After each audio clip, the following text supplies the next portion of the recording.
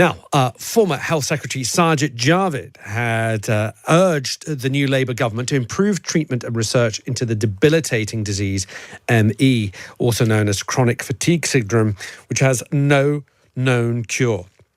On Monday, a landmark inquest will begin looking into the death of Maeve Boothby-O'Neill, the eldest daughter of Times senior writer Sean O'Neill, who died from ME in 2021 at the age of 27. Well, I'm joined now by Sonya Chowdhury, CEO of Action ME. Sonya, thanks so much for giving us your time. Sonya, are you with us? Sonya, I think you might be on mute. Hi. There we go. Sonya, thanks for joining us. Can you tell us a little bit about what Sajid Javid started and what he would like the new Labour government to continue with? So Sajid Javid started work with the ME community and specialists to develop an interim delivery plan, which set out a series of actions that the government were going to drive forward to ensure better support, better services and more research for people with ME.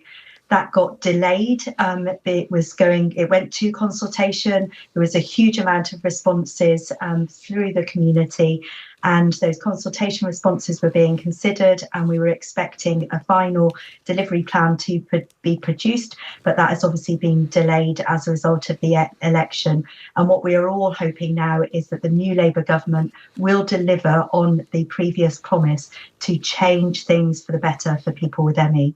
I mean, it affects an estimated 250,000 people in the UK, roughly 250,000, 17 million people worldwide, and about 25% of ME sufferers suffer severely and are often housebound and bedbound. What is striking, Sonya, is, of course, this really terrible story of the death of Maeve Boothby-O'Neill, who suffered from ME. She passed away in 2021 at the age of 27. Her GP reported her death to the local coroner and said that several doctors involved in her case stated that they do not believe ME is a medical problem.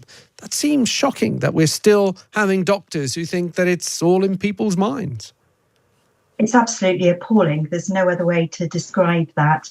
We know because of the symptoms and the experiences, the impact that ME has, there is clear evidence that it's not all in people's minds.